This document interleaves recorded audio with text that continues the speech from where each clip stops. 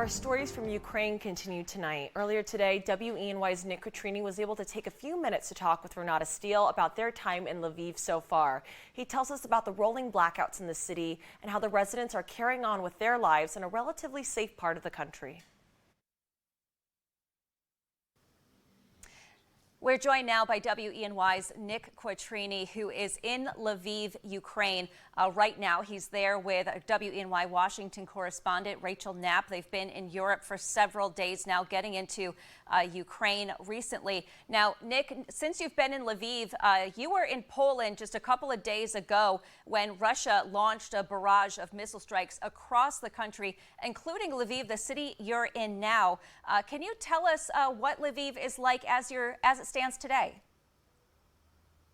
Well, as it stands today, when we first got to the city of Lviv, if you didn't know what was going on, you wouldn't have known that there's a war going on in this country. There are some telltale signs, like there's some fortifications outside of the city of Lviv. There's police checkpoints, military checkpoints. The biggest telltale sign, there's fortifications and sandbags over in front of the main entrances of a lot of government buildings and a lot of homes and businesses. They've put up sandbags to cover up the first floor windows and doors in the event that if a missile does hit, it won't prevent a direct hit, but those sandbags will prevent shrapnel if a missile were to hit nearby. But other than that, life is it's pretty normal here. But the biggest telltale sign that something bad is going on here is rolling blackouts. One half of the city has power, the other half doesn't. You'll be in a restaurant or a business, they'll lose power for, we've been told, could be seconds, minutes, hours, days, just rolling blackouts. Here at the hotel, we lost power 2 or 3 times already, but it was only for 30 or 40 seconds at a time. Okay, and you and Rachel, you've been spending the past couple of days being out in the community around Lviv, talking to the different people that live there. What are they telling you about what life is like for them right now? So when we talk to people here in Lviv, they're either residents of Lviv or they're refugees from other parts of Ukraine. Lviv is a relatively safe city in Ukraine compared to the eastern parts where there's more war activity going on. But we've spoken to people, and they say that Lviv is relatively safe.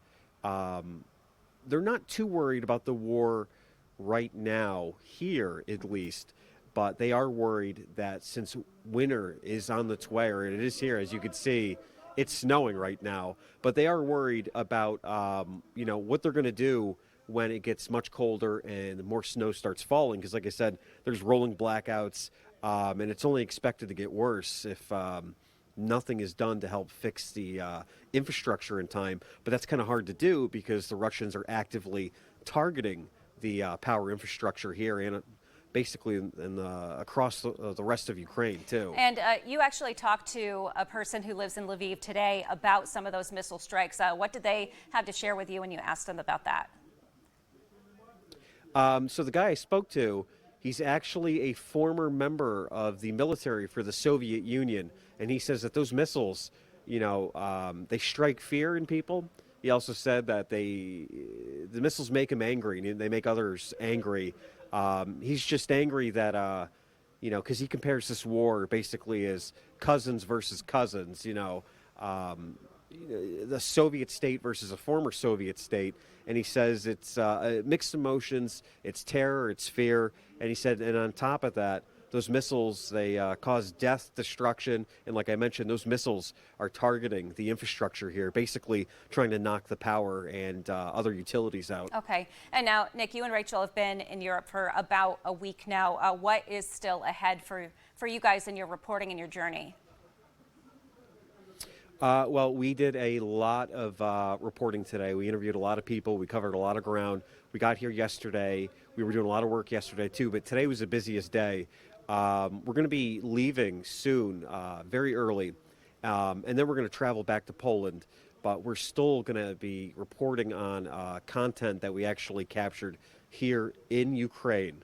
because we have a lot of content to cover and a lot of ground to cover and a lot of stories to share. So we'll be sharing that in the coming days, even while we're in Poland on our way back to the U.S. All right. Well, Nick, thank you so much for taking the time out to meet with us today. I know the time difference is really something to work through.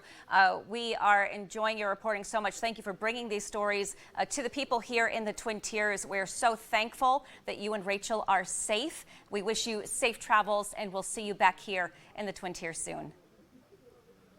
Sounds good. I'll see you then.